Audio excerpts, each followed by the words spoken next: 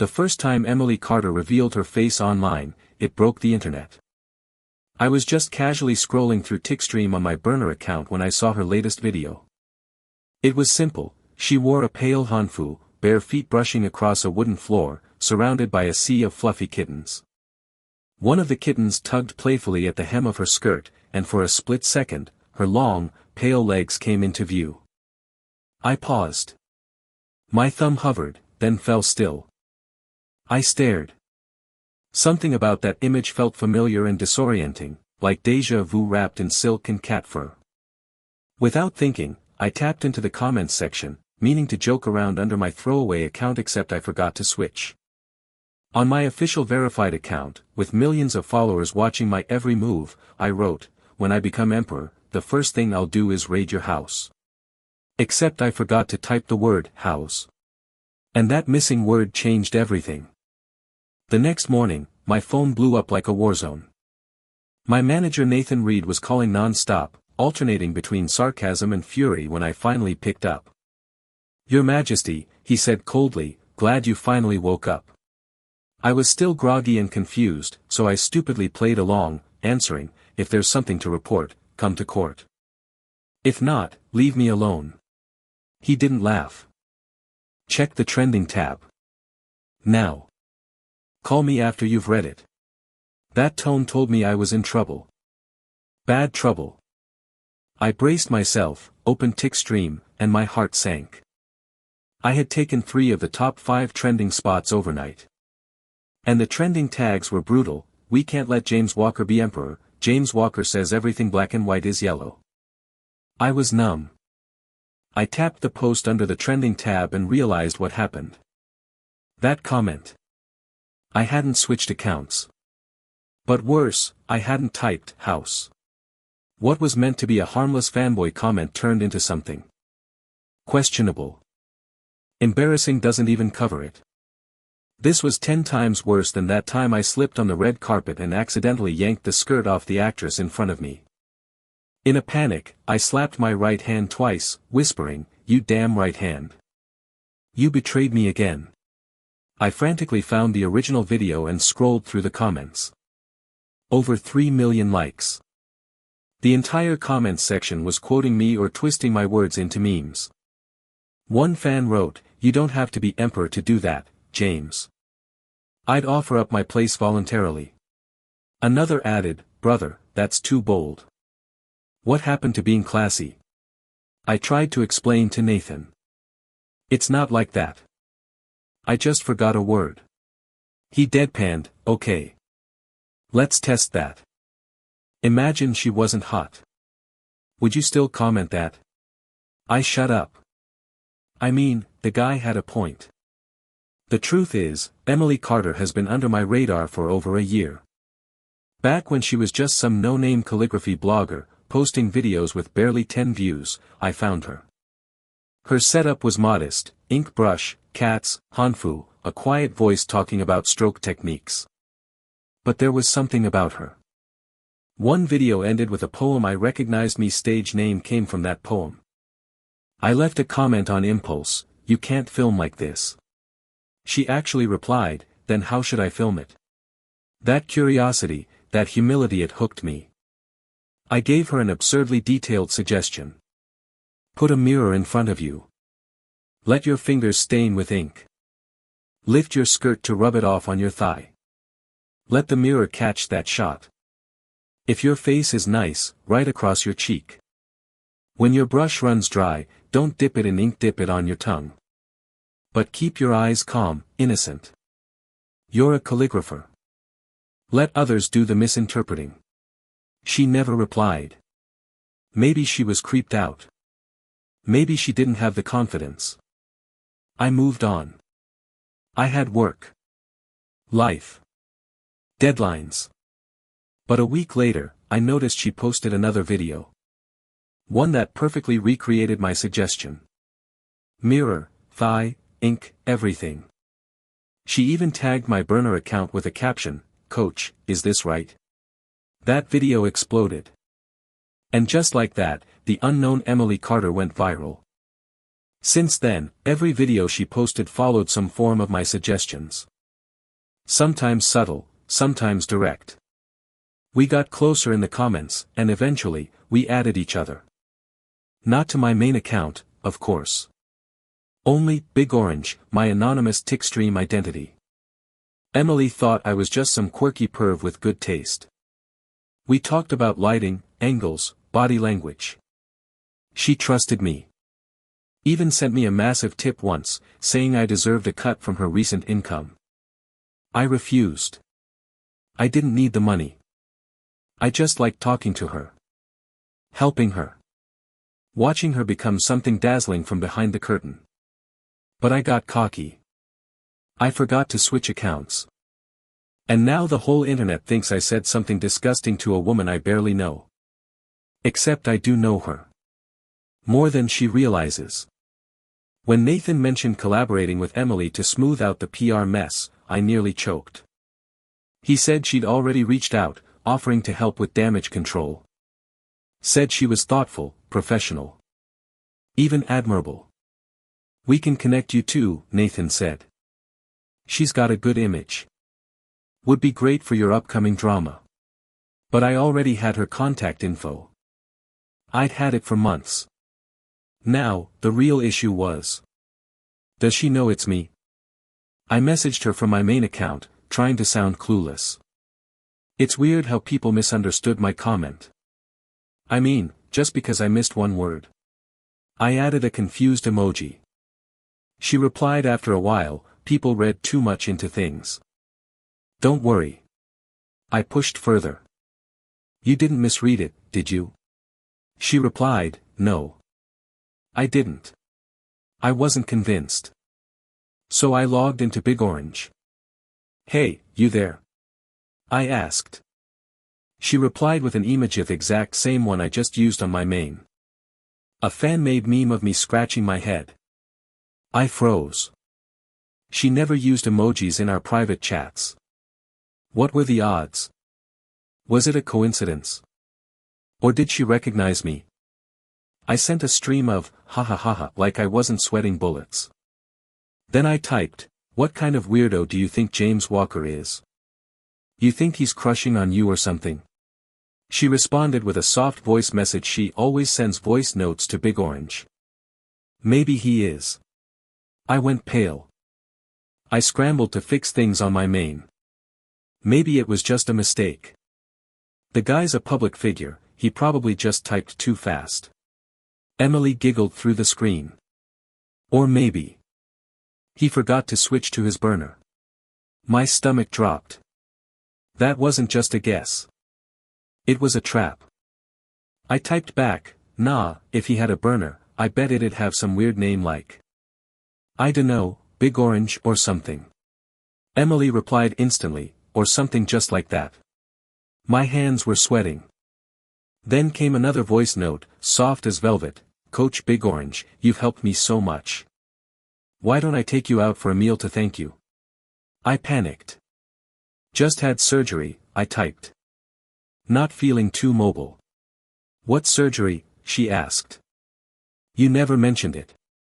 I blurted, had a hemorrhoid removed. Long silence. No reply. I had successfully killed the vibe and possibly my dignity. But the story wasn't over. That very night, Emily Carter went live for the first time. Emily Carter's first live stream felt like she had walked straight out of my imagination and into my screen. She was piking some random masked female anchor whose username translated to something like, catfished for 8 million. The room was packed, no surprise, considering she'd just gone viral the night before, but the PK score. Pathetically one-sided. Emily didn't seem to care. She wasn't begging for gifts, wasn't dancing for coins, wasn't doing any cheap tricks. She just sat there calmly in her oversized glasses, chatting softly with her viewers like she was reading bedtime stories. And honestly, that was what made her so damn magnetic. She looked real messy hair, a scratch on her cheek probably from one of her cats, light purple eye bags like she hadn't slept well. But all of it just added to her charm. It was like stumbling across an unfiltered goddess. But something felt off.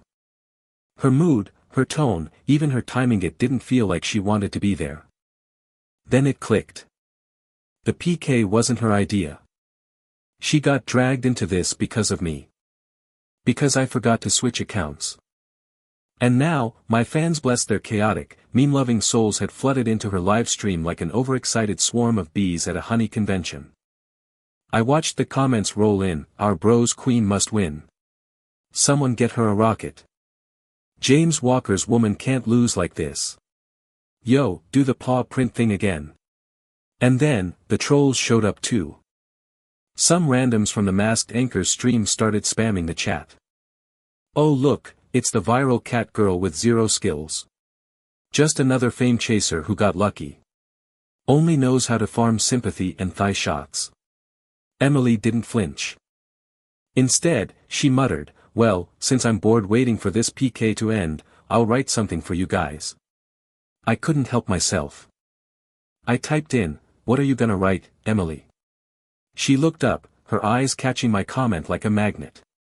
Her expression softened slightly, and then she replied, Mr. Big Orange, what do you suggest I write? Old fans went feral in the chat.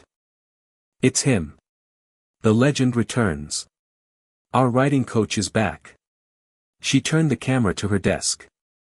A kitten jumped onto the table, stepped right into the inkstone, and chaos broke loose. The chat exploded. Someone yelled MOM, and then the entire screen was flooded with people calling her that. I also typed Mom. Immediately regretted it. Tried to redeem myself by posting a totally serious artistic suggestion, that cat must be uncomfortable. Maybe press its inked paws on your chest to clean them. My comment got copied, pasted, and boosted by half the chat in under 10 seconds. Emily glanced at it, pursed her lips like she was trying not to laugh, and said in that teasing voice of hers, well, I know you don't mean anything inappropriate. You just want me to dry the kitten's paws. And just like that, she rotated her camera back toward herself. She was wearing a white, flowy dress, the kind with a neckline that practically invites accidental elegance. The cat was gently placed on the desk, paws dangling. Anan, she said sweetly to the kitten, step on mommy's chest, okay? And this absolute furball obeyed. The inky black paw pads landed squarely on her chest, stamping against her pale skin. She shifted slightly. The next print landed near her collarbone. Another. And another. Each one fainter than the last, until only soft shadows remained. She looked up at the camera, eyes calm, and said, all right. Now that his paws are clean, he can go play. She set the kitten down and adjusted her dress, now decorated with a floral pattern of paw prints across her skin. The number of viewers doubled in under 30 seconds. The comment speed went from fast to unreadable. Somewhere between, I've been electrocuted through my charger, and give her a trophy, the rival anchor finally snapped. You canvas for gifts like that, she sneered through her mic. Aren't you embarrassed? What kind of woman needs to stoop so low? Emily's gaze dropped cold. She tilted her head, then asked, and you canvas for votes by trashing men and pretending to be cheated out of 8 million. Which method do you think is more transparent? The other anchor stammered. Emily pressed on. You said it was online dating. So show us the transfer record. 8 million's a big number. I'm sure you saved the receipt. Mask girl bluffed. I changed phones. Data's gone. Emily sipped her tea slowly. Interesting. Transfers are linked to the account, not the phone. If it's true, prove it. Otherwise, stop weaponizing fake trauma for tips. That's when the other stream lost it. Her fans rallied, defending her, calling Emily a traitor to women, a pick-me, a dog for men. The usual. But our side? We weren't backing down. Protect the cat queen. Expose the 8M scam. James Walker's donation army rise up. With 4 minutes left on the clock and Emily still trailing by over 300,000 points, I panicked. I opened my main account. I loaded up 50 carnivals. My finger hovered, heart pounding. Then boom. I sent them all in one breath. Her score skyrocketed. Overtook Masked Girl like a rocket over a tricycle. The stream timer hit 0. Emily Carter, winner. The chat combusted. James Walker spends for love. 50 carnivals for paw prints. Simp King confirmed. Emily blinked at the screen in disbelief. Her curls bounced as she laughed quietly into her hand. Then she looked at the camera and said, "Thank you, brother, for the 50 carnivals." I shrugged in the comments, pretending it was nothing. Didn't expect that to be enough to win. Truth was, I barely made it in time. I had to delay my call time just to stay in her stream. Worth it. Totally worth it.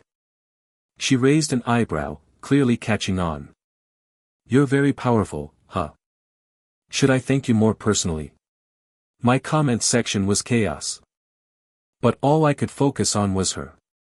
The camera, the paw prints, the curve of her smile. Emily Carter was becoming dangerous to me. I was falling for her. And worst of all, I didn't want to stop.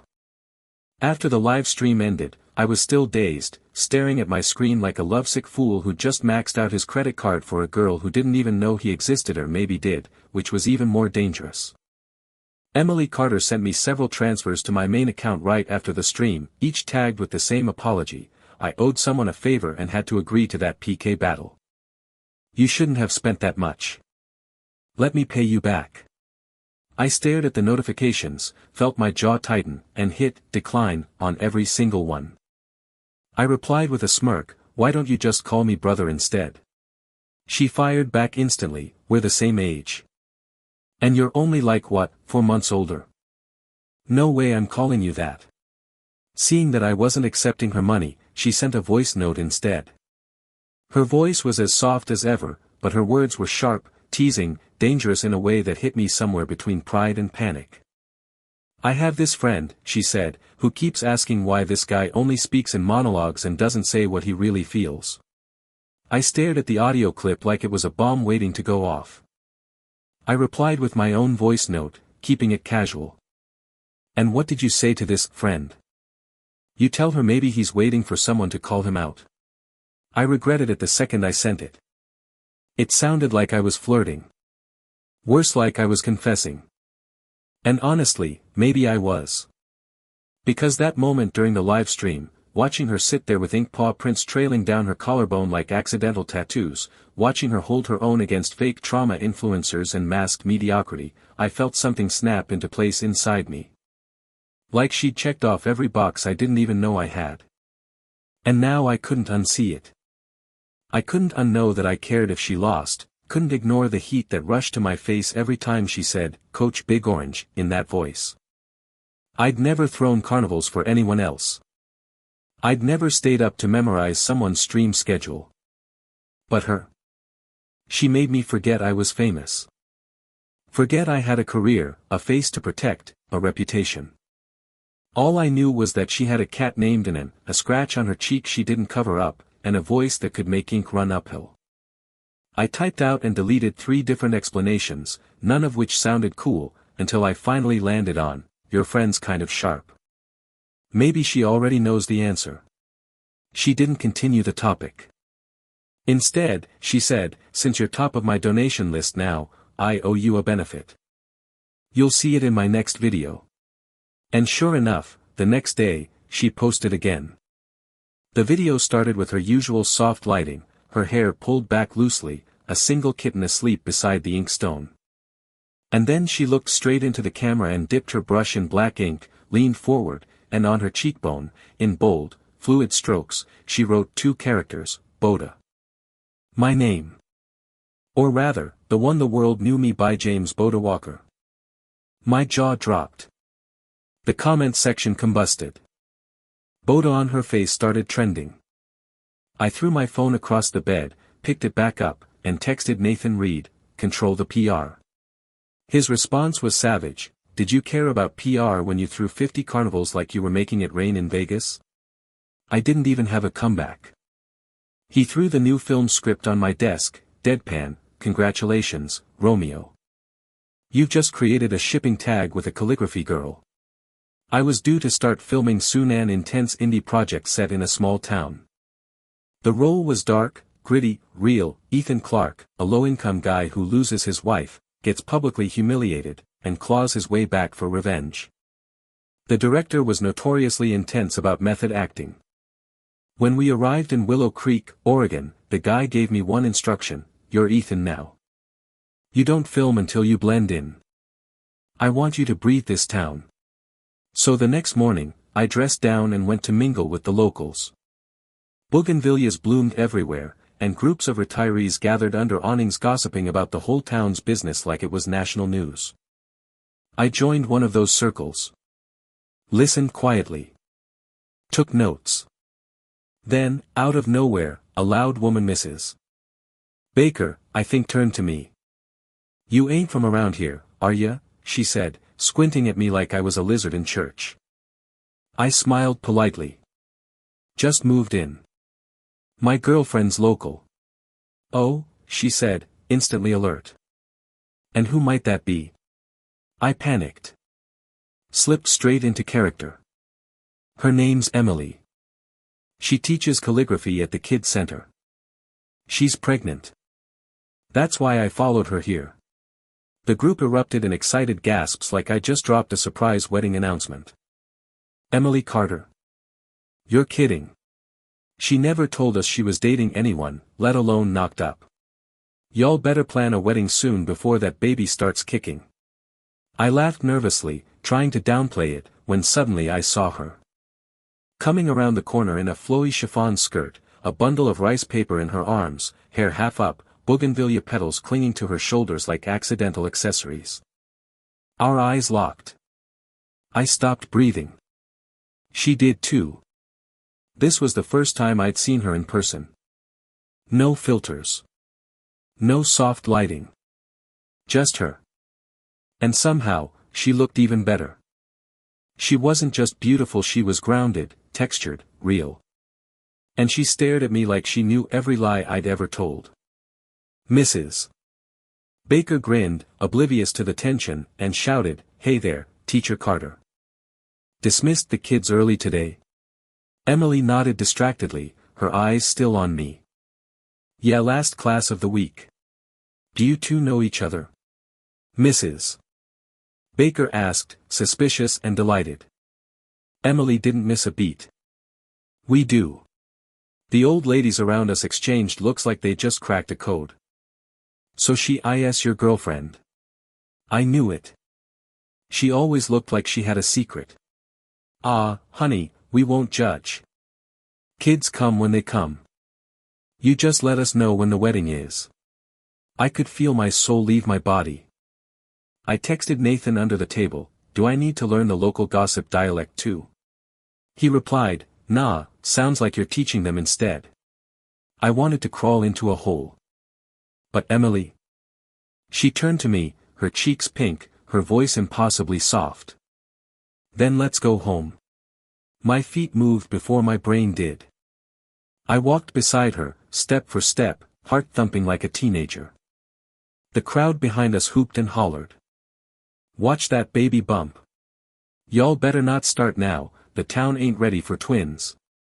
Don't toss her around too much tonight, young man." I nearly tripped. Emily snorted beside me, trying to stifle her laughter. When we reached her gate, several kittens came running to greet her like she was Snow White with a fan club. She let me inside, casually handed me slippers, and asked what I wanted to drink like it wasn't the first time we were meeting in real life. I pointed to a giant mason jar in the fridge. "What's that?" "Homemade fruit tea," she said. "Want some?" I nodded. She poured it and slid the glass toward me. "So, you're filming in Willow Creek?" "Yeah," I said, sipping the tea. It was surprisingly good, sweet, tart, refreshing. "I'll be here a while. The director's making me learn the local dialect." "Lucky you," she smiled. "I'm a local." I looked up. "You offering to teach me?" "Only if you return the favor," she said. "You teach me video strategy. I teach you the accent." I grinned. Deal. Then it hit me hard. I'd outed myself. She knew. The way she was smiling told me she'd known for a long time. I tried to laugh it off, but inside, I was spiraling. Emily, is it funny? She didn't answer. Just leaned back against her chair, her legs folding to the side. Her eyes were pink from holding in laughter. Then she looked straight at me and said, James. I've known for months you were big orange. I felt the floor drop. What, how? She tilted her head like it was the most obvious thing in the world. IP addresses. Video tags. Your writing style. Your ego. I groaned. I thought I was so slick. She leaned forward, close enough that I could see the ink stain still faintly on her collarbone. You're lucky I like bold men. I reached out without thinking and hooked my fingers around her ankle gently. She didn't pull away. She just looked down at my hand, then back up at me, her voice barely above a whisper. Do you remember what you commented on my first viral video? Something about lifting your skirt and rubbing ink on your thigh, I said without thinking. She smiled. No. 4 years ago. When no one watched my content. You told me to scatter flower petals on my legs or bite a rose to get attention. My breath caught. That was you? She nodded. You've always been you. I stared at her. She stared right back. And that's when I knew. I was completely, irreversibly gone for this woman. And I wasn't even mad about it. Emily leaned against the kitchen counter, arms crossed, her long legs tucked under the table while I sat across from her like a man who had just had his entire game dismantled in under 2 minutes, and the worst part was that I didn't even feel humiliated. I felt seen, and it scared the hell out of me because somewhere between being Coach Big Orange and James freaking Walker, I had stopped playing and started feeling. And now I was watching this woman casually sip fruit tea in her loose sweatshirt. Like she hadn't just lit my emotional fuse and walked away with the lighter, and while I was still processing the fact that she'd known all along, she tilted her head and asked, do you want to know exactly when I figured it out, like it was some sweet confession instead of a checkmate, and when I nodded, still holding her ankle gently because she hadn't pulled away, she said, it wasn't your writing style, or the way you talk, though both are dead giveaways. It was your arrogance. Only someone as annoyingly specific as you would suggest I stain my fingers with ink and angle the mirror to catch the moment like it's a Renaissance painting, and damn, she was right, and I couldn't even argue, so I said the only thing that made sense in that moment, you could have told me, but she just raised a brow and said, where's the fun in that? And stood up to clear the glasses like she hadn't just turned my entire ego inside out with a smirk, and I watched her move around the kitchen with the kind of ease that made you forget you were in someone else's home, except it didn't feel like someone else's anymore, it felt like I'd been here before, like the garden with its chubby cats and the faint scent of jasmine on her sleeves was waiting for me all along, and I had this wild, unstoppable thought I could get used to this, and that thought rolled into another one, more dangerous, heavier, final. I wanted to marry this woman, which was crazy because we'd only just met in person, but not crazy because we'd known each other for years, even if we pretended we hadn't, and the timing didn't feel rushed, it felt inevitable, like a pen gliding over a sheet that had already accepted the ink, so I blurted it out, Emily Carter, I said from my seat, staring into her back as she rinsed the glasses, this might be abrupt, but would you marry me? And I swear the water kept running for an extra 2 seconds before she turned around slowly, spatula still in hand, eyes wide. Cheeks flushed, and then she smiled this kind of lopsided, disbelieving smile like she wasn't sure if I was serious, but she really hoped I was, and said, you know, most guys wait at least a few more dates before throwing out marriage proposals, and I stood up then, walked over, took the spatula gently from her hand and said, I'm not most guys, and kissed her, light at first, then deeper when she didn't pull back. Just let her fingers curl into my shirt like she'd been waiting to do it since the first time I commented under her video, and somewhere between the garden cats chasing butterflies and the sound of boiling soup, we became something real, something more than a fake boyfriend made up for small-town gossip or a burner account used to flirt from a distance, and the next day, I texted Nathan and told him I'd be extending my stay in Willow Creek indefinitely because I needed time to immerse myself in character. And Nathan, who was too sharp for his own good, replied, character development or relationship development, to which I sent back a photo of Emily curled up on the couch with 3 kittens on her lap and wrote,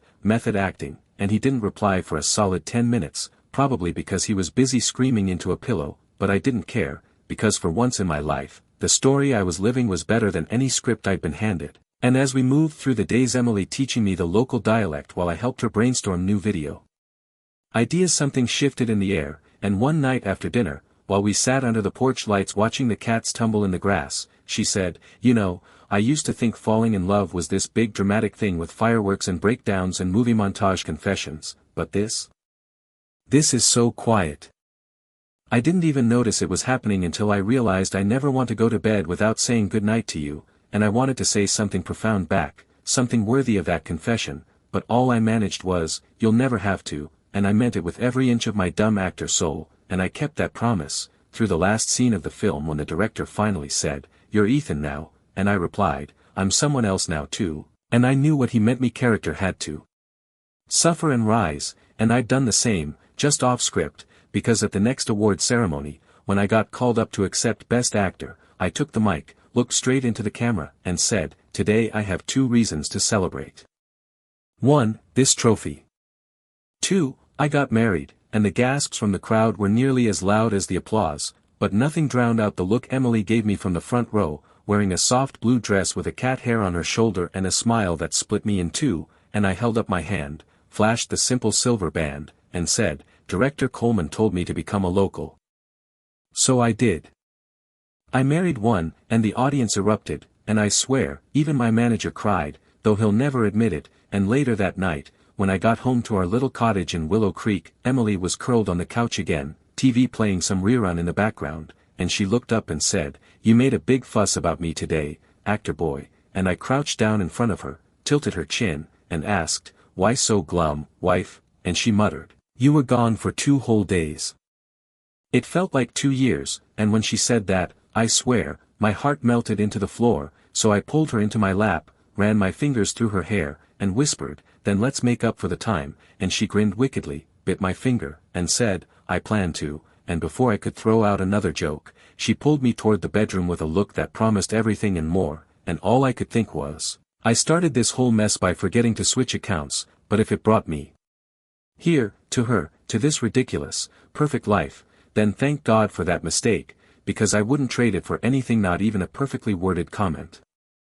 Life after marrying Emily Carter wasn't some fairy tale montage of endless sunshine and butterflies, but it was ours, and that made it better than any romance I'd ever acted in, because instead of staged lines and camera angles, we had spilled tea, cat hair on every blanket, ink-stained sleeves, and late-night ramen when neither of us wanted to cook, and I loved every single second of it. Even the ridiculous parts, like the time I walked out to take a trash bag and returned to find 3 kittens sleeping in my sneakers, and Emily claiming it was divine retribution for tossing her half-finished fruit tea without asking, and sure, the industry didn't stop just because I got married, so I still had to bounce between shoots and endorsements and the occasional interview where reporters kept trying to fish for gossip about the mysterious cat girl who stole James Walker's heart, and I'd just smile like a man who'd been hit by Cupid and couldn't even be mad about it, because what was there to hide now?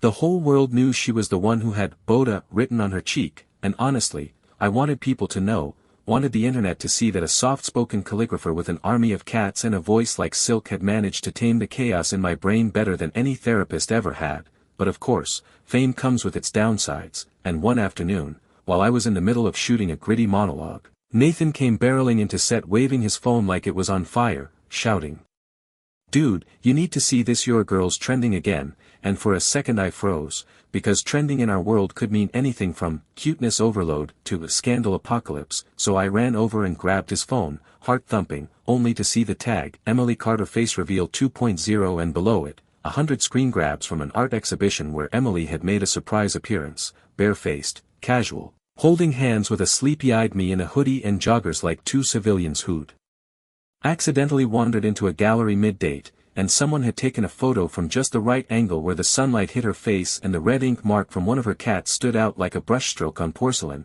and the entire internet was once again losing their collective minds over her beauty, some praising her elegance, some simping in my DMs demanding I drop the skincare routine of my wife, and some, of course, starting drama threads about how she was too ordinary for someone Like me, which pissed me off more than it should have, because what does ordinary even mean when a woman can paint 1,000 emotions with one flick of her wrist and make me laugh just by narrowing her eyes? I texted her right away, "You okay?" and she replied with a picture of an ant sitting in a pot, captioned, "Stress level, cat soup," so I knew she was handling it fine, but I still booked the fastest ticket back to Willow Creek that night because I hated not being there when the world tried to mess with her peace, and when I got home, she was curled up on the couch, wearing my hoodie, a kitten asleep on her stomach, a calligraphy brush still in hand, and when she looked up and saw me, she didn't ask why I came back early, just scooted over and said, "Your spot's warm," and that was all it took. I was done, cooked, absolutely owned, so I sat down beside her, let the brush fall to the side, and asked gently, "You want to disappear for a bit?" Just the two of us, and she nodded before I even finished the sentence, so we packed up the essentials: 2 suitcases, 5 cats, some ink sticks, and my emergency stash of instant noodles and drove up the coast to a private cabin owned by a friend of mine who owed me a favor, and for the first few days, we lived like the outside world didn't exist, no social media, no live streams, no scripts, just sunrises, forest trails, grilled fish on the porch, and the sound of ink grinding slowly in a stone bowl. But of course, peace never lasts forever, and on the 4th night, while I was sitting in the bathtub letting Emily wash my hair like some kind of pampered rich boy in a shampoo commercial, she asked, "What if I want to stop?" And my heart skipped. "Stop what?" I asked, eyes half closed, enjoying her fingers in my scalp, and she said softly, "Stop being the internet's plaything. What if I stop streaming, stop posting, just go quiet for a while?" And I opened my eyes then, looked at her, really looked, and realized she wasn't just tired, she was worn down from months of attention, of scrutiny, of being turned from person to brand overnight, so I reached up, caught her wrist, and said, "Then stop, Em. You don't owe anyone anything. You've already proven enough," and she blinked like she hadn't expected that answer, but it wasn't some grand sacrifice. I just didn't care how she was seen, I cared that she was okay, and if disappearing meant I'd wake up next to a happy, cat-covered version of her instead of a drained, overperforming version, then I'd gladly trade the attention for silence. But she didn't stop completely. Not right away. She posted less, filmed more for herself than others, wrote for joy instead of metrics, and for the first time since we met, I saw her unfiltered, unplugged, truly herself, and maybe that's why I started writing too, not scripts or interviews, but letters, small ones, silly ones, sometimes nothing more than a post-it with, "Your tea was better today," or, "You look cute even with cat food on your cheek," and I'd leave them in her sketchbook, or her sock drawer, or taped to the coffee jar, and she'd find them hours later and smile, every single time, like I'd gifted her a galaxy, and that's when I realized something big was coming, something neither of us had said out loud yet but both of us had felt for months, and it hit me one morning when I walked out into the garden and found her practicing a new brush technique, her hair tied up, sun kissing her shoulders, and her bump small, barely noticeable, but definitely there, and I dropped my mug right there on the porch, mouth hanging open like a cartoon character. And she turned around, startled, then followed my eyes and bit her lip. Like she wasn't sure how I'd react, and before she could say a word, I was running toward her, picking her up like some overexcited idiot in a rom-com, spinning her around and shouting, "Are you serious? You're pregnant?" And she nodded, breathless, laughing, and said, "I was gonna tell you tonight after dinner," but I didn't let her finish. I just kissed her, hands framing her face, whispering over and over, "I love you. I love you so much," and somewhere between my over-the-top reaction and her happy tears, the cats all came out to interrupt us, howling like we were ruining their midday nap, and that was how we started the next chapter of our lives, not with fireworks or headlines or curated Instagram posts, but with ink, garden dirt, cat fur, and the quiet thrill of knowing something beautiful was growing between us, literally. The months that followed felt like someone pressed slow motion on our lives, but not in the bad way, more like everything meaningful was stretched out, deepened, given weight, and I finally understood why people said time feels different when you're waiting for something, because every morning I woke up next to Emily, her hand instinctively on her stomach, face buried into my chest. I felt like I was both racing toward the future and holding on tightly to the present, and being a dad hadn't quite clicked for me yet, not until the first time I felt the baby kick, which was during one of our evening walks through the garden, when the cats were circling our ankles and the last light of day turned her skin golden, and she grabbed my wrist, placed it on her stomach and whispered, "Did you feel that?" And I nearly dropped to my knees like some dramatic Oscar-winning actor, because yeah, I felt it, and suddenly every headline, every carnival gift, every red carpet moment I'd ever had felt like background noise compared to that tiny thump under my palm. And I think Emily knew how emotional I was trying not to be, because she didn't tease me, didn't smirk or make a joke. She just looked at me with that quiet understanding that always leveled me and said, "You're going to be a great dad," and I don't know what expression I made, but she leaned in and kissed me before I could answer, and that's how it was for us. Moments that came gently, without fanfare, but carved into my memory like calligraphy on handmade paper. And of course, life didn't pause just because ours felt magical.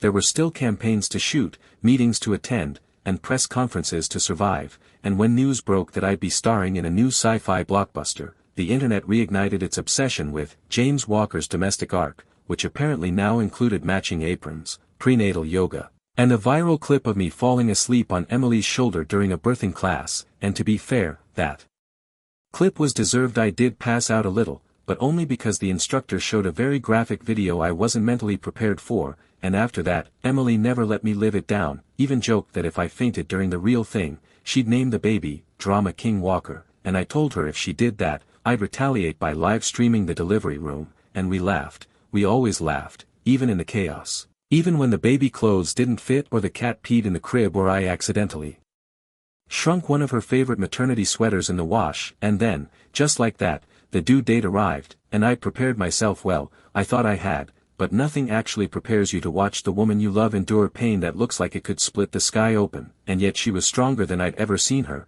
gritting through the contractions, breathing through the pressure, squeezing my hand like she was grounding both of us in this moment. And when our daughter was finally born, red-faced, crying, flailing like she already had something to say to the world, I felt my chest burst open and rebuild all at once, and I whispered, "Hey, sweetheart," through the tears I didn't bother hiding. And Emily, despite everything she'd just gone through, smiled and said, "Looks like she has your eyebrows," which made no sense because the kid was still wrinkled and covered in goop. But I nodded anyway like she'd just made the most profound observation ever spoken. And when we brought her home, all the cats gathered around the bassinet like they were conducting some sort of feline council meeting, and one by one, they sniffed, accepted, and promptly ignored her, deciding that she was now part of the territory. And as for me, well, I was already wrapped around her tiny fingers before she even opened her eyes properly. And Emily caught me once at 3 a.m., singing some ridiculous lullaby that I made up on the spot, rocking her in my arms, wearing mismatched socks and a stained